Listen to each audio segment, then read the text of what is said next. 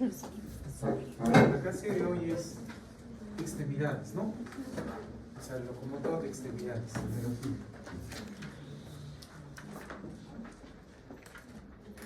Siempre que veamos locomotor de extremidades, obviamente vamos a pensar en el aparato axial, ¿no? O sea, perdón, como parte del aparato axial. Extremidades son brazos, piernas. Y cada vez que veamos a un paciente en ese contexto, tenemos que valorar que vemos en el hombro, que vemos en las caderas, que vemos en el sentido anteroposterior y posterior, porque son estructuras importantísimas que debemos reconocer. Obviamente no vamos a ver los ligamentos ni la articulación, pues no hay forma de verlo, ¿verdad? No hay forma, no habría forma. Pero sí lo que está por encima, ¿no? Entonces yo a la inspección, ¿qué voy a buscar? Atrofias musculares, tengo que buscar relieves óseos, porque podría existir una fractura a nivel de la clavícula que está movilizando o que esté empujando la piel de la zona. Tendríamos que encontrar también inflamaciones, y cada vez que hablamos de inflamaciones hablamos de la famosa tetrada de Celso: dolor, rubor, calor y edema, ¿no? Cicatrices o incisiones que nos permitan ver si ha habido un golpe, una caída o algún tipo de cirugía. Miren de acá cómo se cae el hombro, ven las equimosis acá, y acá ven un relieve óseo. Y cuando yo veo relieve óseo estoy pensando en una, posiblemente, en la visión anterior, ¿no? Articulación externo-clavicular. Tenemos que ver esa parte, ¿no? Esta parte que la vemos acá. La apófisis coracoides, la clavícula, el acromion, el troquíter y la corredera visital. Son estructuras. Obviamente que para ver esto tenemos que descubrir al paciente. No vamos a ver con ropa, no hay forma de ver al paciente con ropa y reconocer estas estructuras anatómicas que tenemos que estudiar. Pero ojo, siempre hagamos esto, incluso cuando hacemos la valoración de tórax, ¿no? Estamos haciendo hipoinspección, palpación, perfusión, auscultación, y a veces como que se están inventando, como que a veces se están copiando lo que presumen que va a haber. Ya deciden capturar algunos, ¿no es cierto? Entonces, busquemos esto, busquemos siempre la evaluación del paciente. Ahora, en la visión posterior, la espina de la escápula es un parámetro que tenemos que ver y se puede ver y se puede reconocer. Los músculos supraespinosos y los músculos infraespinosos, porque recuerden que ese es un límite que incluso demarca la parte inferior del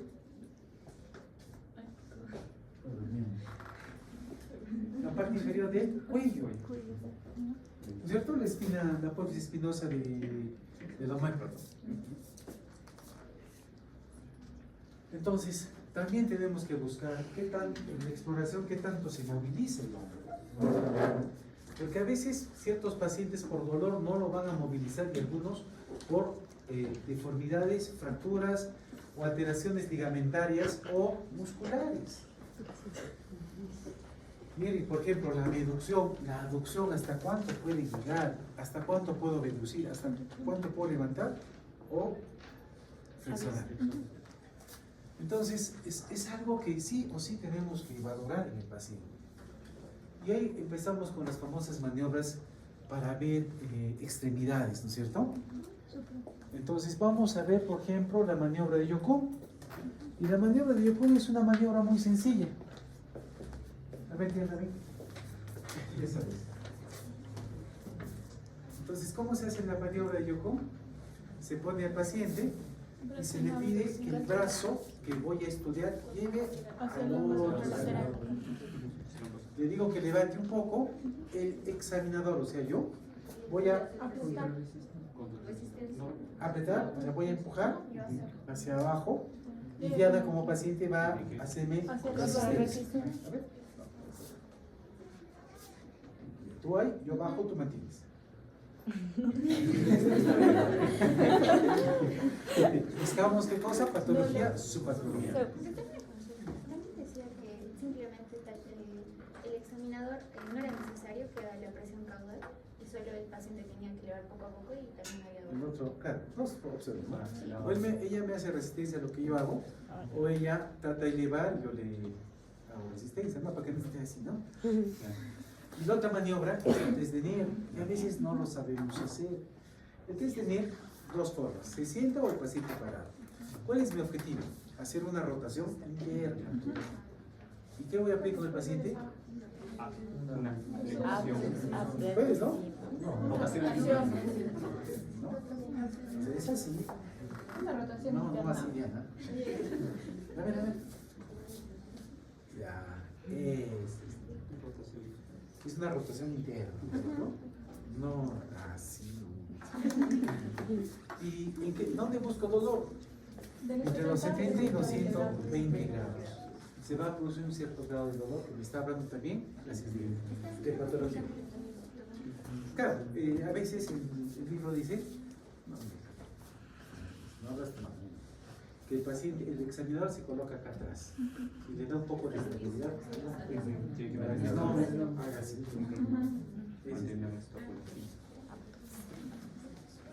A ver, otro ejemplo, el test de Cordon. Es otro test. ¿Cuál es tu nombre? Por ejemplo, el test de Cordon a veces no lo sabemos hacer adecuadamente. El paciente parado va a levantar los brazos, a reducir los dos. ¿Ah? Y luego, ¿qué va a hacer? Va a bajar gradualmente. Sí. Se puede Ay, en 120 y 90 se cae o le duele. Y nos está hablando de patología de tipo de los Rotadores. Yo sé que a veces cuando leemos, nos imaginamos, pero es mejor cuando lo ven o lo hacen, ¿no es cierto? El test de Hoff. A ver, ¿qué te llamas? Yanemi. Otro test, el test de Hoff. Todo venido, ¿no? El paciente, dos formas. Un puño, dedo así. Listo. Así como cuando bailan. Dos formas. Una así, donde el examinador baja y ella mantiene. Y la otra cuando junta los brazos. Yo bajo y tú mantienes. Mantén. ¿No es cierto? Sí. Esa es otra maniobra que sí nos ayuda a ver El supraespinoso. y supraespinoso. Vale, el signo de Popeye. A ver, Brian. He preparado todo esto. Se ha preparado tanto que uno de los fascículos del bíceps se ha roto. La cabeza larga. Está en el codo, sí. La cabeza larga. Entonces, cuando existe la rotura del bíceps, el bíceps, ¿no? Hacia abajo. La otra maniobra típica es la de Herbert, ¿no? Lo que hacen ustedes cuando quieren agarrar a su compañero. Lo agarran hacia atrás, ¿no? Entonces, hay dos formas de hacer este test de Herbert. Una, miren cómo está el brazo, ¿eh? Puño, por favor. Y separo un poquito de la espalda. ¿Y qué voy a hacer? Dos formas. Una, le voy a decir, mantén la resistencia, yo voy a abrir. Ya me mantiene. Y la otra opción es, yo me pongo ahí y le digo, pega. Son las dos formas. Entonces, es para ver el subescapular. Ahora, a mí vamos a ver dislocaciones, tendinitis, bursitis, ¿no? Es muy común. Fracturas, ya patologías degenerativas como las osteoartrosis. Codo y antebrazo. A veces, cuando valoramos codo y antebrazo, como que no le damos la importancia de vida. Siempre va a haber un triángulo, el famoso triángulo de Nelaton, que te va a valorar 3 puntos: el epicóndilo, la epitropia y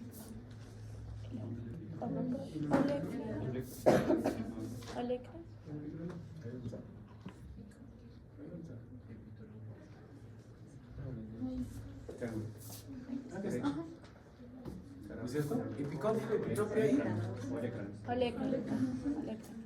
entonces, es un triángulo que hay que verlo en la cara posterior del codo. Con frecuencia no lo vemos. O con frecuencia lo vemos, no le damos la importancia a la cual corresponde.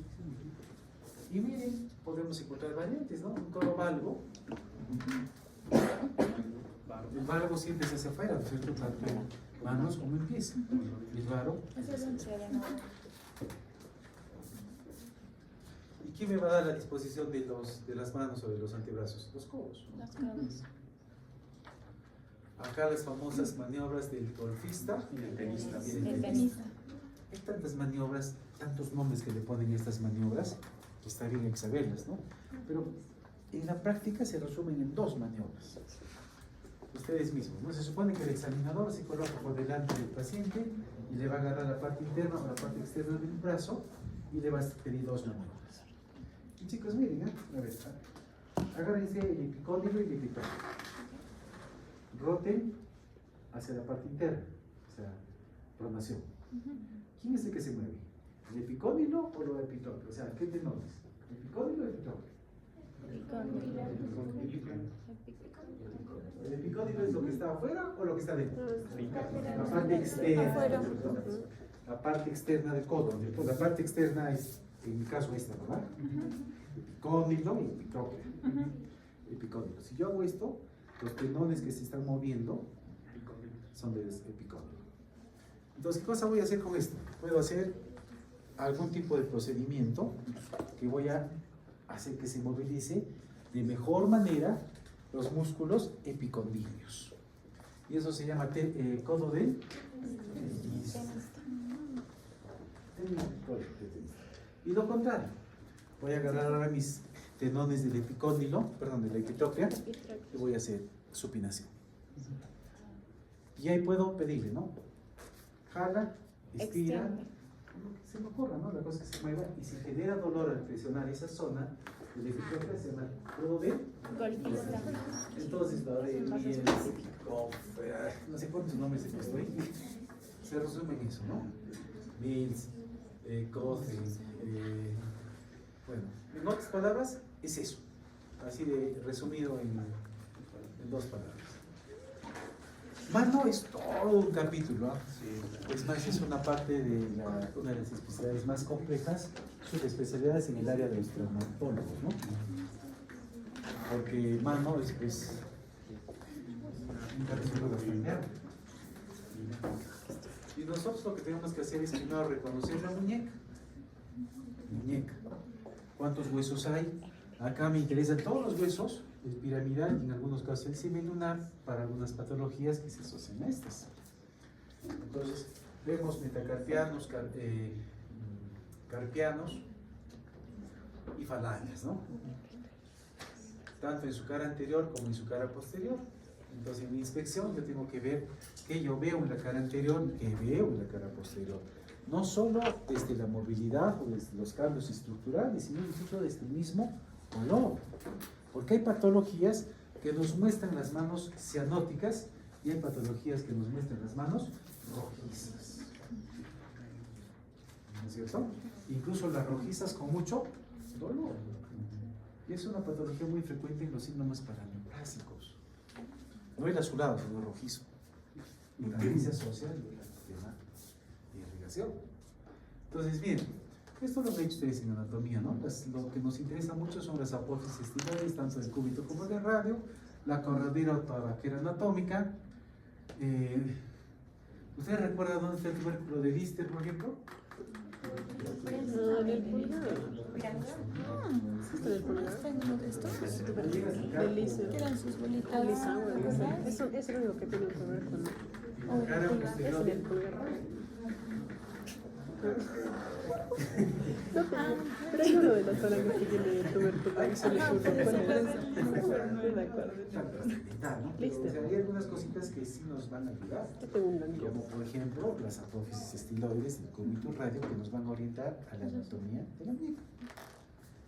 Entonces, temperatura, volumen, forma, los referentes. Ahí está el tubérculo de Lister, ¿no? Apófisis estiloides del radio y también la movilidad, ¿no? Recuerden que cuando hacemos una maniobra, la clásica maniobra de Fallen, ¿qué estoy buscando acá? Nervio mediano, el mediano. Pero para que yo haga esto, tengo que también saber hacer esto, ¿no? Y la pregunta es, ¿qué tanto puedo flexionar o qué tanto puedo extender la mano en relación al movimiento del carpo y esta regulación del carpo, ¿no? ¿Y qué tanto puedo deducir o qué tanto puedo producir? ¿Qué tanto puedo flexionar? ¿Qué tanto puedo extender o qué tanto puedo flexionar? Entonces, esto también nos va a ayudar. Por ejemplo, hay patologías como la artritis reumatoidea, donde la mano del paciente tiene una desviación. ¿Cubital o radial? Cubital. Por ejemplo, esta desviación cubital te hace pensar en una artritis reumatoidea. La famosa fractura de codos. O sea, es una fractura de la parte distal del radio, ¿no es cierto? Pero ¿cómo sucede esta fractura? Los pacientitos, sobre todo los viejitos, están caminando, se tropiezan y pum, se van de manos. Ahí está la típica fractura de codos, que es una fractura en la parte distal del radio. ¿Le pone creo la mano en muñeca, doctor? Es la articulación con la muñeca, ¿no? Es la parte distal, la epífisis distal del radio en relación a la muñeca, ¿no? Pero le llaman mano de cuchara. Por la forma que entonces, es muy común, ¿no? Ahora, por ejemplo, la enfermedad de Kervine, el síndrome de túnel del carpo, que simplemente es una incongruencia que existe entre el contenido y el continente de las estructuras ligamentarias, vasculares y nerviosas que pasan por el túnel del carpio envuelta en una fascia aponeurótica que envuelve justamente el carpio. Si el contenido es mayor o el continente no abarca justamente al contenido, se va a producir el famoso síndrome del túnel carpiano. O la enfermedad de Kienbock, ¿no? Necrosis avascular del semilunar. Entonces son variantes nada más. Y mira, qué tan importante es inspeccionar las manos. Primero, funcionamiento. Después, su estructura anatómica. Es importante ver el conteo de dedos. Cualquiera nos damos cuenta, ¿no? Y también cómo está la mano en reposo. Hay manos que se caen. Al péndulo, ¿no? Miren, cuenta dedos, ¿no? La sindactilia. ¿Qué es la sindactilia?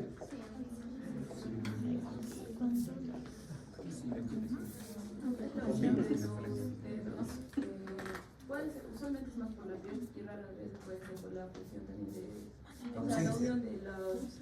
O sea, la sindactilia suena, o sea, polidactilia es más dedos, sindactilia sería menos dedos, ¿no? Pero no es así. Es cuando existe alguna membrana entre los dedos de la mano que simplemente hace que parezca un solo dedo. Relieves óseos, ¿no? Deformidades, ¿no? Por ejemplo, ¿ustedes han visto el puño alguna vez? No. Sus compañeros han visto su puño, ¿no?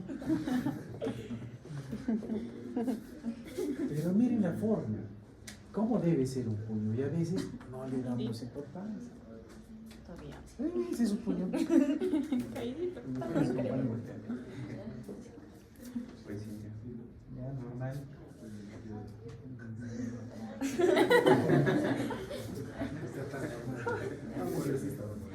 Pero miren la forma, ¿no?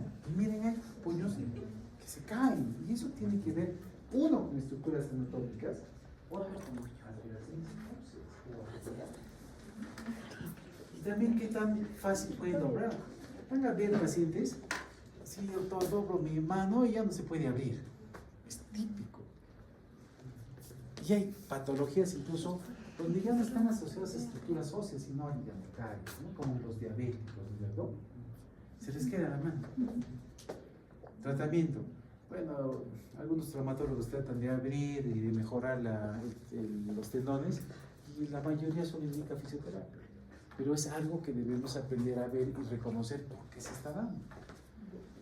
Los pacientes, no, hay un dedito que no regresa, ¿no? Y eso generalmente son por ligamentos y tendones, no más que estructuras óseas. Miren, por ejemplo, actitud de la mano funcional. ¿Han visto sus manos alguna vez?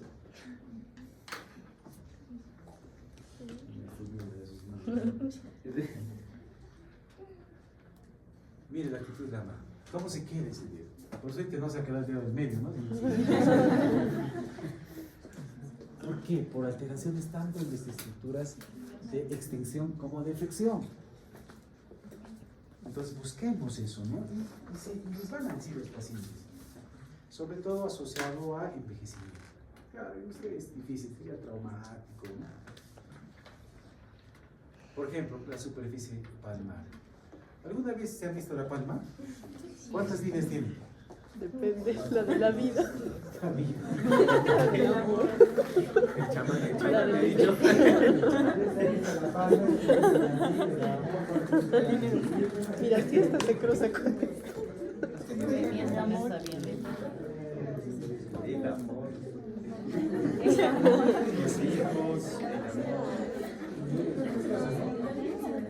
Ese amor, ¿cuántos años se morirá? Algo así. ¿Cómo vas a morir? Oye, pero sí es lectura de manos. No, sí dice que si es corto es porque tu vida es corta. Pero hay pacientes que solo tienen 2 pliegues. La línea simiesca, ¿no? ¿Quiénes tienen eso?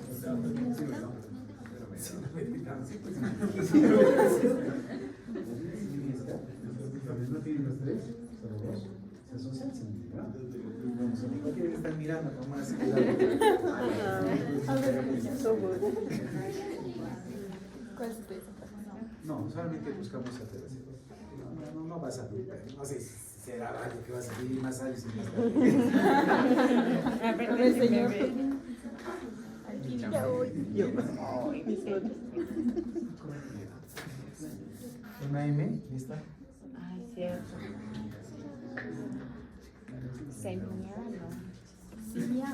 Semiano. Ay, dice. Ay. Y miren las formas de las manos. Características de algunas patologías ligamentales, vasculares, neuropáticas, más difícilmente óseas. La famosa sinergia de la que estaba comentando hace un rato. Un pliegue. Hay un pliegue. Si no, lo cortas y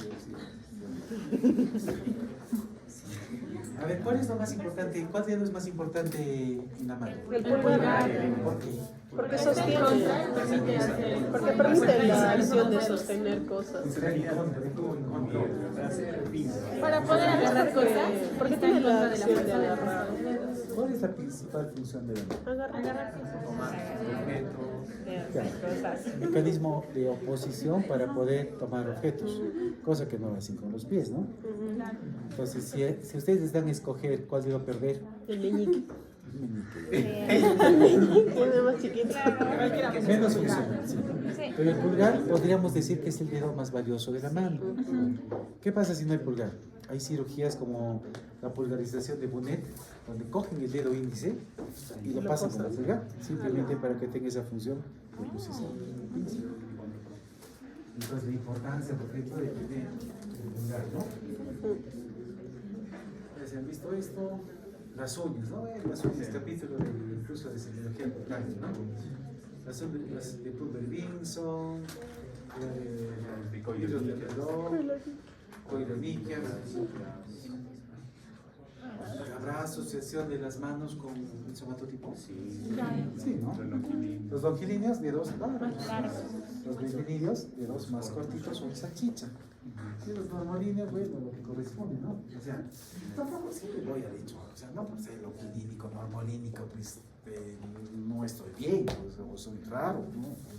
Chicos, solamente la clasificación de los longi, normo y brevi, solamente para clasificarlos en algún grupo de patología que podía estar predispuesto. Sí. No, eres longilíneo, estás enfermo, no. Había también el síndrome de Marfan para los aracnodactilia, también sabía si tenía Gowers positivo y también tenía que ser un paciente longilíneo. Doctor, también en el síndrome de Marfan hay ese signo que dice de la aracnodactilia, pero o sea, la forma de evaluarlo es que el paciente también puede hacer así, con el pulgar y cerrar con los otros dedos, y si el pulgar sobrepasa la palma de la mano es positivo. Están mirando ustedes, ¿no? Marfan. Cada vez De un palpa. esos pacientes hipocondriacos, ¿no? No, pero también debería escribir pectus excavatum, aunque sea longilineo, también Claro, la ciertas características. calvación de Al hecho a que yo quiero llegar en esa cosa, a lo que yo quiero llegar es, o sea, en serio, la otra vez estaba viendo, escuchando, revilínico, ya como enfermo, debe estar considerando. Pacientes pobres.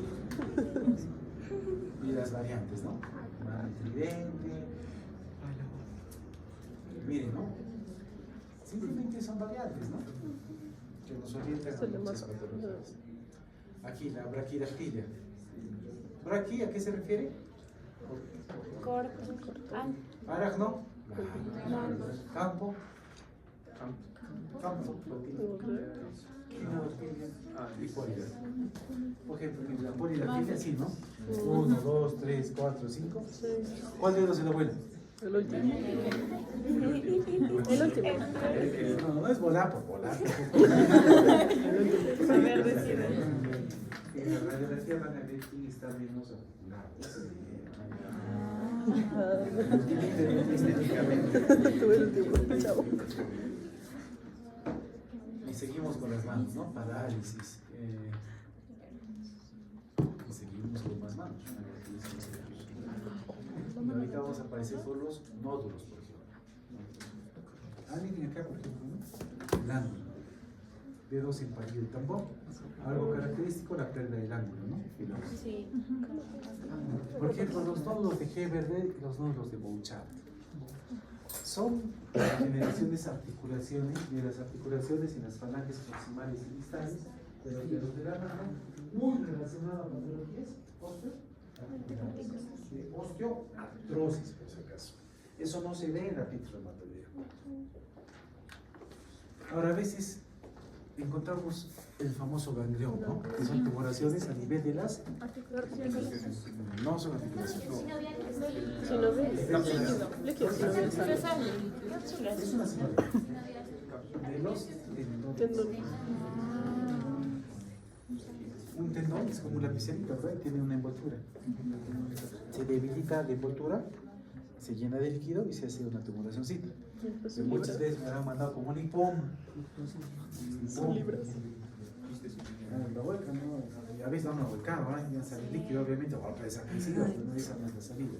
Hay que sacar desde la raíz. Doctor, ¿cuál es la solución para un ganglión? Operarlos y sacar la raíz desde el puntito y ya que... Y no vuelve a crecer. Difícil, puede volver a crecer, pero es difícil. Pero la mayoría, no la mayoría, he visto de comunidad Con pinches. pinchado. Y lo han sacado, ¿no? Claro, han salido y se Pero infectado, bueno. fácil se infectaba, ¿no? No es Amputación. color y trofismo, miren, ¿no? Raynaud, el fenómeno de Raynaud. Esto se produce por una vasoconstricción que se genera en las arterias, posiblemente por frío, ¿no? Agua fría, hielo, etcétera, etcétera, etcétera. Y simplemente cambia de coloración. Generalmente está asociado a problemas inmunológicos. ¿Estas manos de qué serán? Artritis. De AR, ¿no? Pero como su nombre lo dice, es artritis reumatoidea. Artritis. Inflamación de la articulación. Maniobras para ver nervio radial, nervio cubital, nervio mediano. Túnel del carpo, maniobra de Falling para buscar nervio mediano, ¿no? Y cadera, ¿no? Ahí vamos a buscar cadera.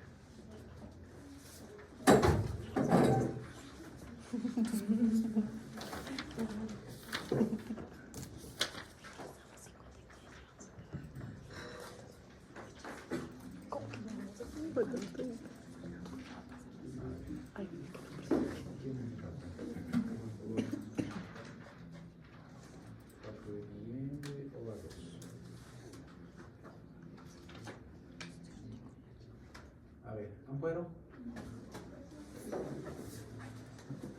¿Cómo es la maniobra de Wolf?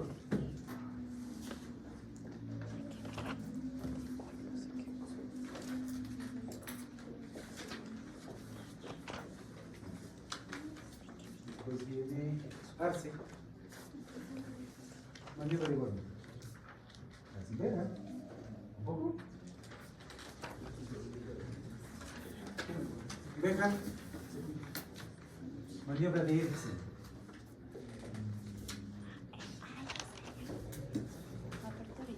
Benavente. Benavente. Apertura y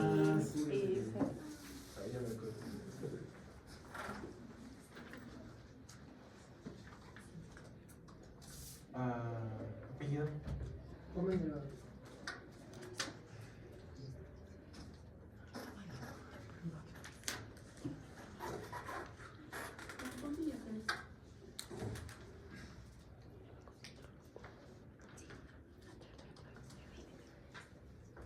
Medina Velasco. Medina Velasco.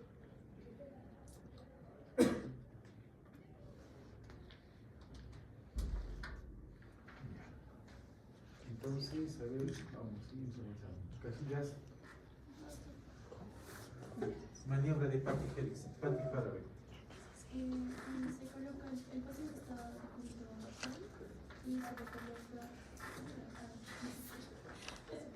se coloca el tobillo en la rodilla de la otra pierna contralateral y el inspector va a hacer que haya presión en la rodilla y se vuelva despacio. No es tan así, pero es bastante serio. Doctor, una lesión en la cadera. Ya es coxofemoral, pero también de ligamentos sacro. Doctor, también. Coxo sacro.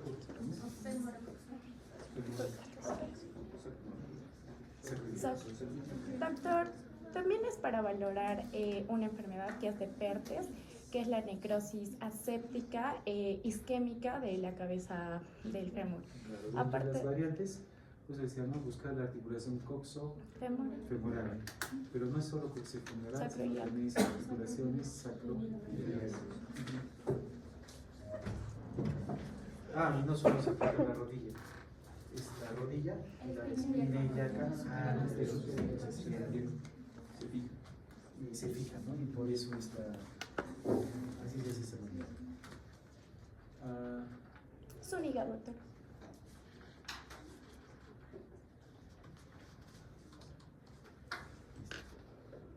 Chicos, ustedes saben que van a tener 2, 3 horarios, ¿verdad? Por ejemplo, la siguiente Calderón ya tiene 2, casi todos ya tienen 2, ¿no? Pero casi siempre consigo 2 o 3 horarios. Ya no nos falta mucho, ¿no? Todos ya tienen al menos uno, ¿no? Sí. Todos. Unos 2. Cada uno. Igual, ¿no? ¿Qué tanto se mueve, no? ¿Qué tanto se abre, no? Eso va a depender mucho, ¿no? Si es actividad física, ¿no? Porque ¿qué tanto se flexiona el fémur contra la pared del abdomen? ¿Qué tanto se lleva? Este es, por ejemplo, la serie invertida.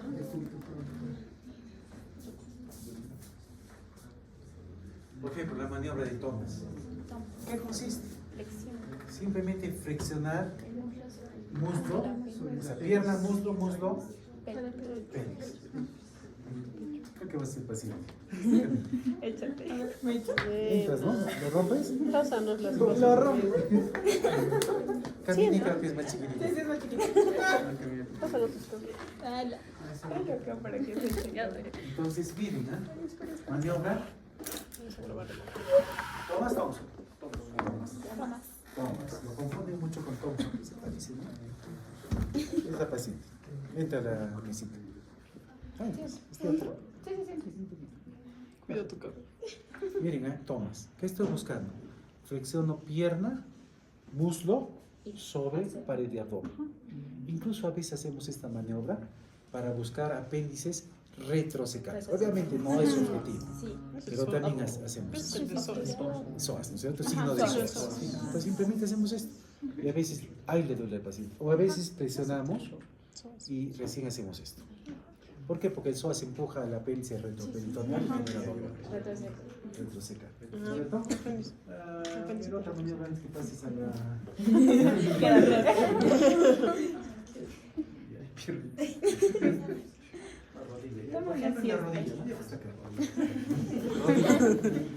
El examinador se coloca y pone su pie encima no, pone su muslo sobre el pie del paciente. ¿Y qué busca?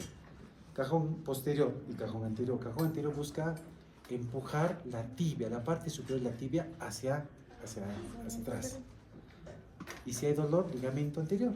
Y viceversa. Jala o tracciona de atrás hacia adelante. Ligamento posterior. Vamos a aprovechar. Otra maniobra importante. ¿Qué es esta? La serie. Normalmente en 70 le duele. Braga. Y Bragat baja, duele, pum, y duele. Entonces, Bragat. Ahora, ¿qué maniobra es esta? Patrick. Cajillas, ¿no? Acá y acá. No sé qué tiene.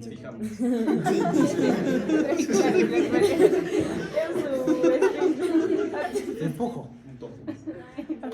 Y estoy buscando la articulación coxo, oral, pero los ligamentos coxo, sacrocoxígeos. La otra maniobra. La maniobra donde yo agarro las espinas ilíacas anterosuperiores y abro, ¿no? ¿Todo lindo, creo? Ligamento Goldman. Sacroiliaco anterior. Y esta manera. El libro menciona esto, pero mejor Pero mayor presión. más fuerza. Ligamento sacroiliacos posteriores. Goldman, Eris, Patrick, para la serie, ¿no es cierto? Y Braga, ¿no? Siéntate. Hay otro punto que a mí me interesa que sepan, no me que es el punto de Forrest. Y ese punto sí es importante, se asocia mucho al síndrome de dolor lumbar bajo. Y cojo la espina y, bueno, asumamos que acá está la espina ilíaca postero superior y presiono los dos pósteros superiores y genero dolor. ¿Eso es para ligamentos?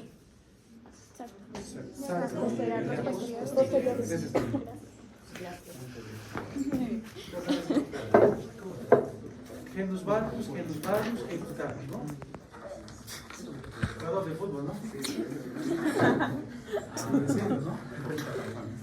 Esas piernas se asocian a jugador de fútbol, ¿no?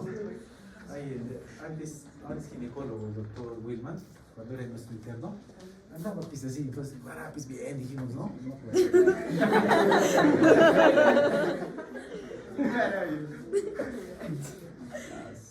Vale, ¿no?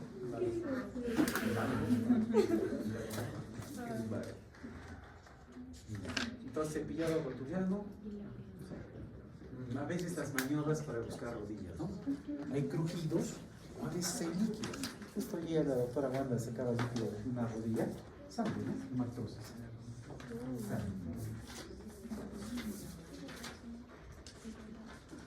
Alex, ¿no? De cúbito, uno más altito que el otro, ¿no? Para ver acortamiento de la tibia, o un breve la articulación. Bursitis, hidrartrosis, rodilla. Es una celulitis, ¿no es cierto? Por ejemplo, esta celulitis sí me daría miedo, porque esta celulitis se puede ir a la articulación de la rodilla y producirme una artritis séptica. Y las artritis sépticas sí o sí tienen que ser derivadas, porque si no el proceso infeccioso hace que la articulación se malogre y a la larga haga una artrosis.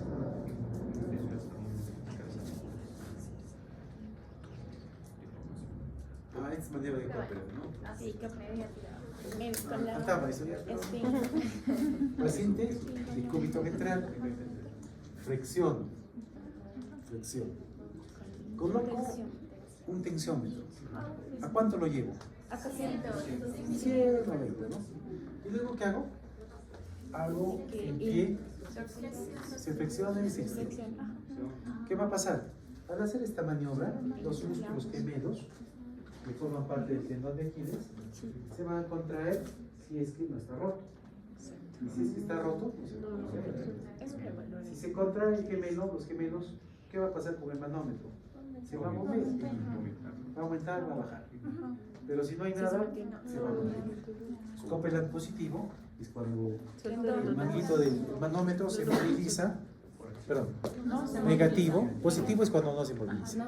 Y negativo es cuando se moviliza, porque estamos asumiendo que está existiendo una conexión entre los gemelos que forman parte del tendón de Aquiles y que se están movilizando, ¿no? Pie, también los pies, ¿no? Acá. Todo el mundo está esta parte, ¿no? Ahora, fíjense, mira, qué tanto supina, qué tanto prona, qué tanto varo. ¿Y qué pie tienen ustedes? El peruano. ¿Cómo es?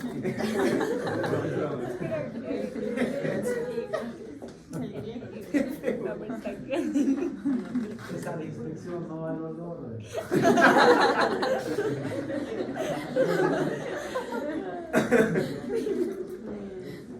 Sí, ¿no? Esos son los tres grupos.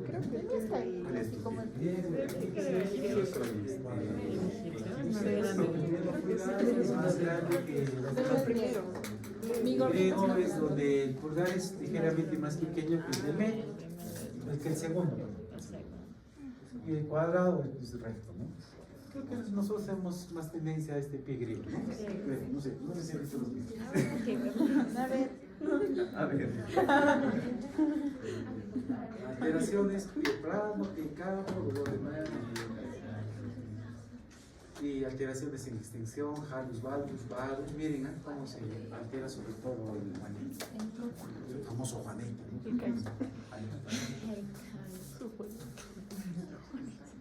Palpación, y yo creo que con esto ya.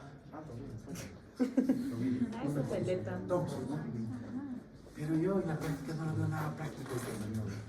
Más doloroso. Claro, imagínate, te rompes el tendón de Aquiles. A ver, siéntate. Ni siquiera se siente de rodillas, ¿no? Imagínate, apenas está caminando, hay un poco más en silla, ¿lo trae? ¿Qué vas a hacer eso?